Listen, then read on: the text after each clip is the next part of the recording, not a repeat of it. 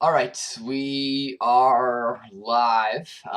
Hopefully you guys can hear me, and hopefully you can see me, and all that stuff coming up. So we're gonna get started here in just a second, really. So I want to go over kind of what is to be expected on this quiz, some of the things you need to look at, and kind of just what it is, right? So it's going to be roughly 30 questions. I actually think it's going to be a little less, but I haven't seen quite what Mrs. Kipperman finished putting together. So it somewhere probably around that 30 is a big right on there. So it's going to be multiple choice again. It's basically the same exact type of quizzes you've seen, right? So we're down to just two note pages, really, two note sets, I should call it. I think as far as the guided notes goes, it's pretty much, a page and a half or so if you count front and back, right? So it's not too much, so it shouldn't be all that bad. The captions don't go live, Mahant. It will in a second when I get to the actual to this PowerPoint. So you'll see. I'm gonna go live here. Captions should work going forward. Yep, there we go. There are our captions. Okay, so let's kind of get started here and let's talk. So hopefully if you have questions as I go, don't be shy. Make sure you put them in the chat and we will get going. Okay, so the quiz is on two different parts, right? So it's the first kind of is this Ottoman Empire and ultimately the Mughals as well, right? So there are these Islamic empires. It's not going to be perfect on the captions, so sorry about that, but it's going to be as close as we're going to get. So anyway, we're talking about the Ottomans first, right? Mrs. Kipperman in class was talking about them and her experience in Turkey. So the Ottoman Empire we know is going to kind of begin, the Ottoman Turks are sometime around the 1300s, and it's going to last all the way until about 1923. Which is a pretty long time, right? For sure. So the Ottomans, we know, really are going to emerge after their conquest of the city of Constantinople, which was the capital of the Eastern Roman Empire. And it was the head of the Byzantines, right? The Eastern Romans split and become the Byzantines. So Constantinople is their capital, and the Turks are going to ultimately finally sack Constantinople in the year 1453, and they are also going to establish their capital there. They're going to change the name, and the name is going to be Istanbul going forward. Okay, so what do we need to know, right? So we need to know what I just said, but also, generally speaking, they are located in what we kind of call the Near East or Asia Minor. So we'll show you a map hopefully here in a second, but they're going to slowly expand out from the conquest around Constantinople, right? So it's going to expand into the Balkan Peninsula. So if you know where Greece is on a map, again, hopefully I have a map here. Yep, there is a map. It doesn't quite show exactly what I'm talking about here, but they're going to expand out right into the Balkans. So the Balkans is kind of just above Greece. You have Serbia and Croatia and Slovenia, and such, right? You also have Southwestern Asia. So when you're talking over here by Syria and Iraq and such, and you're also going to in basically northern Africa. So kind of think of the modern Middle East essentially is where you're going to have the Ottoman Empire. Is there good? This is another map. So let's right. The Ottomans are going to start kind of modern day Turkey. They're going to spread out kind of down into so what is current Saudi Arabia, northern Africa, and the Balkans would be kind of right here where I am circling with my mouse. Okay, that's that.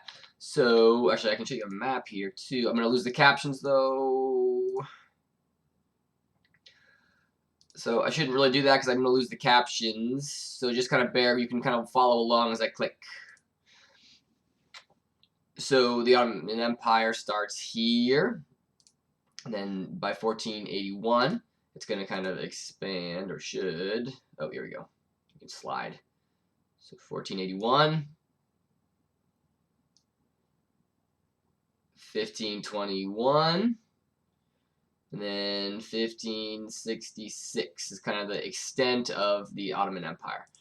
Sorry about that, losing the captions there while that was up. But let's keep going here. So the Ottomans, we know, practice Islam, right? They are an Islamic empire. And they're going to use religion as this method to ultimately unify the empire, right? The religion and culture and things like that are a unifying force, and the Ottomans are going to use it as such, right? However, the Ottomans were actually a fairly tolerant of other groups. So there are obviously Christians and Jewish people that lived in these regions, and they were fairly tolerant as long as they were following the rules of the kingdom and the empire and basically paying their taxes. So what do the Ottomans trade in specifically? The goods that you would need to familiarize yourself with is the coffee and ceramics, right? And Mrs. Kipperman showed you some of that. She's got a little picture here momentarily, right? So here is your kind of coffee in these small dishes. She said that you would kind of pick it up from the top and kind of sip it from there, even though it was hot. And then your ceramics. So she just showed you some of the dishes too. Ceramics kind of are your dishes, right? Built, or I'm pointing at the thing like you can see what I'm pointing at with my hands. But your ceramics kind of dishes and such, right? So that's the big stuff as far as trade goods that you might be asked on the quiz tomorrow. Okay. So she's just showing you some pictures of Turkey and such. You had Cappadocia, and we have the Grand Mosque here, I believe, in Constantinople. She talked about the bathhouses, right? Just some more Turkey from her experience.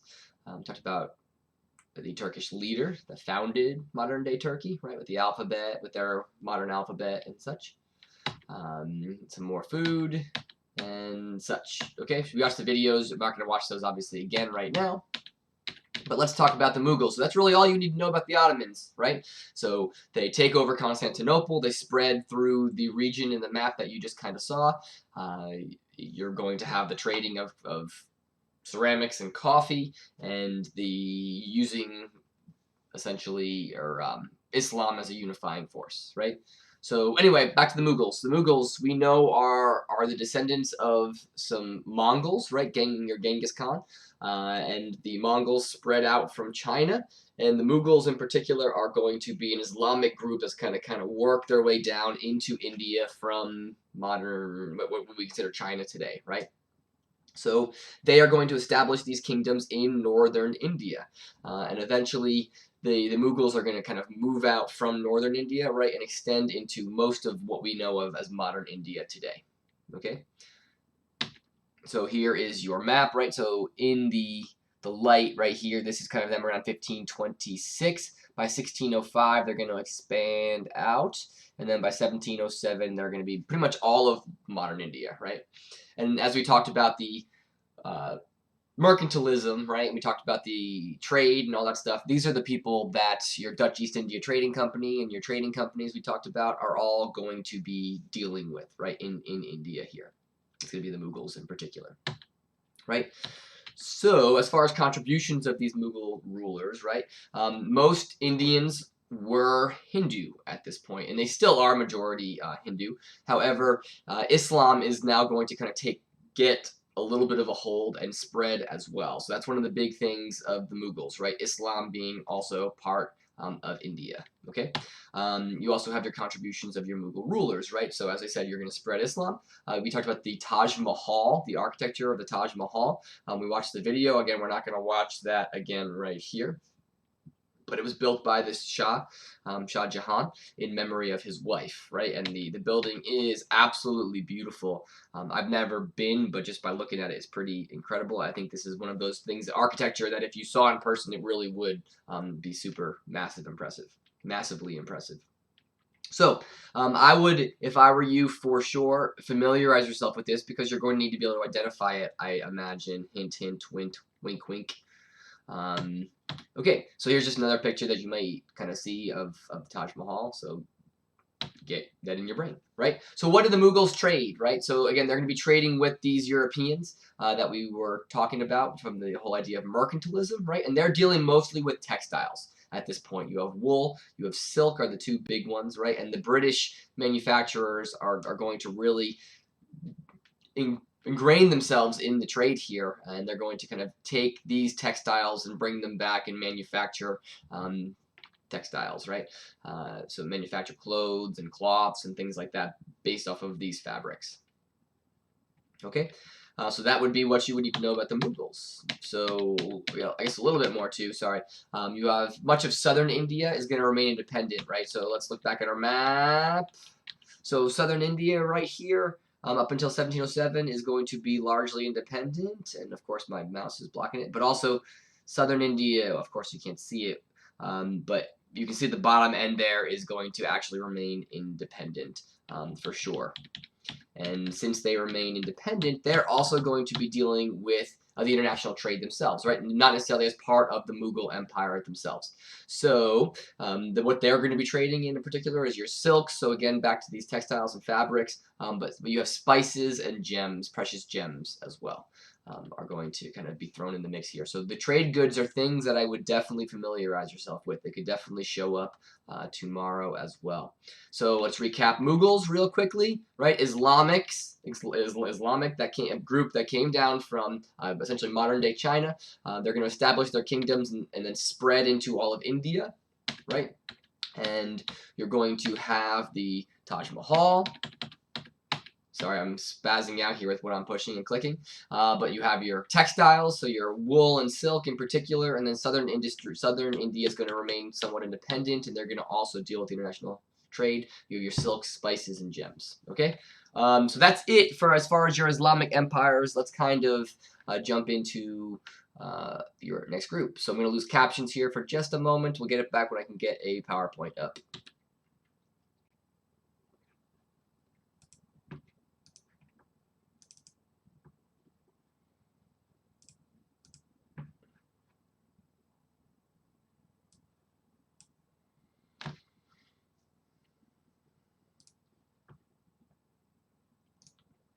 All right, captions should be back live, so that's good. Hopefully we have maybe some questions are going to come in as we go. So we're now talking about China, Japan, and mercantilism, okay? So we did mercantilism today and yesterday. We really recapped that pretty well, so I'm probably going to fly through that, but let's talk about China and Japan again pretty quickly here. So I'm also going to take this moment to kind of talk about our extra credit question, okay? So I'm going to have two different questions here. One's going to be for odd days and one for even days, so hopefully you are paying attention and you're going to be able to figure out the difference. So for your odd days, I am going to ask the question, what is my sister's name? My sister's name is Renee, spelled R-E-N-E-E, exactly how it is spelled there, actually. So for the even days, I'm going to ask what is my brother's name, and my brother's name is Dan. Then that would be good. So you should be able to know the difference. People talk to people. I have already suspected people of cheating and telling people what the extra credit is going to be, so this might just be a way of kind of stymieing that a little bit. So anyway, let's talk about China, right? So as far as the trade goods is simply going to be, we have porcelain and tea in China, right?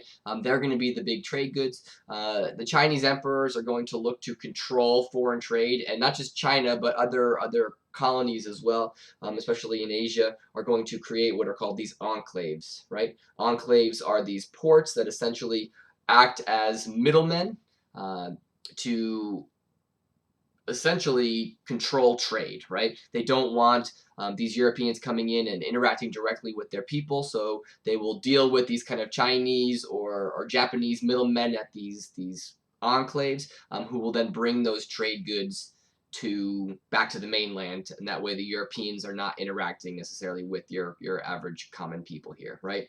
So the Europeans then could really only trade at these specific ports. So that's it for China on here. Anyway, we watched these two videos on porcelain. I think this video is really cool. We watched the history of tea. You're not going to necessarily need to know anything from those videos. I just thought the information was pretty interesting. So as far as Japan now, right? When the European traders arrived, Japan, we know, was engaged in this civil war. So that's when the war ends, right, you have this conflict we watched the other small video of, right? We have this man named Tokugawa Ieyasu, who is essentially going to be the emperor in everything but name. He receives the title of the shogun.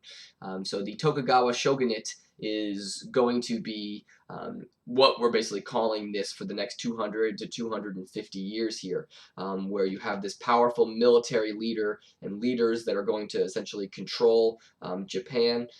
Even though the emperor, they're still an emperor, they're just fairly powerless when it comes down to it. And this is because of losing this war, and Tokugawa essentially finds ways to control the people of Japan and controls the nobles of Japan, sorry.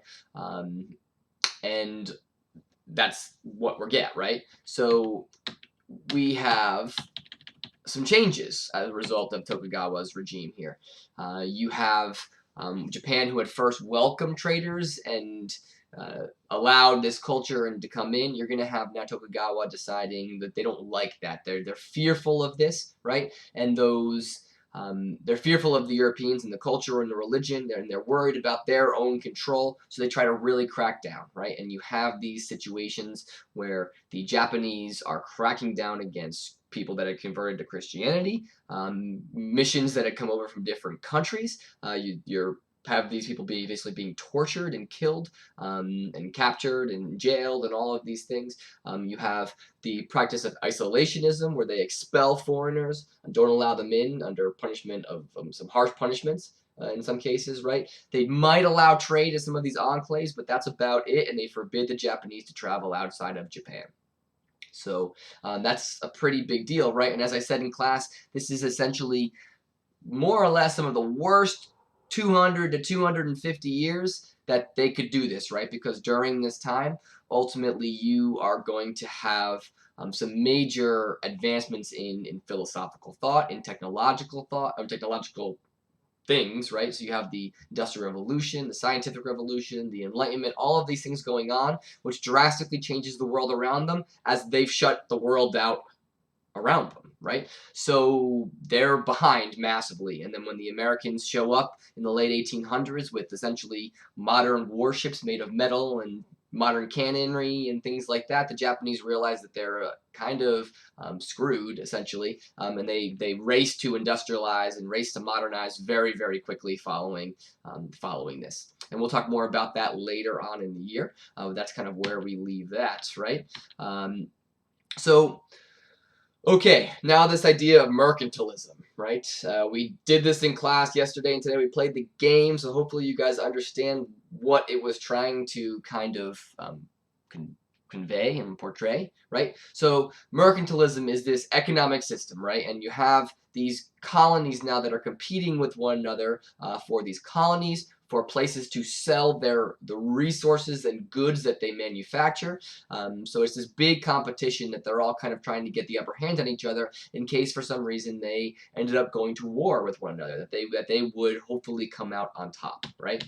So they were hoping to become self-sufficient, that it's linking these countries, these nations with their colonies to become self-sufficient but from the resources that these colonies provide. And mercantilism, the whole idea is that these colonies, exist for the benefit of the mother and father country, right? So that's kind of what this whole point is, and hopefully you guys saw that in the game. It's a fairly parasitic relationship, right? It's exploitative, essentially, where you have these kingdoms, right? In our game, we had France, Spain, and England essentially getting the upper hand and already being more powerful, and then taking advantage and more or less taking these resources from these countries, then ultimately bettering themselves and at the expense of the colonies, right? And keeping these colonies down as much as they can, taking manpower and resources when you have things like war, all of these things, right? It's definitely a, again, exploitative relationship. So, as we said, colonies, they were a source of raw materials for these European nations. They existed also as markets, right? So once your parent country took those resources, they would bring them back to their home, right, where they're from. They'd often manufacture things, and then they would bring those manufactured goods often back to the colonies themselves and then sell them to them. So they would essentially be selling the colony's resources back to them, and then taking even more wealth and resources and money from those colonies, right?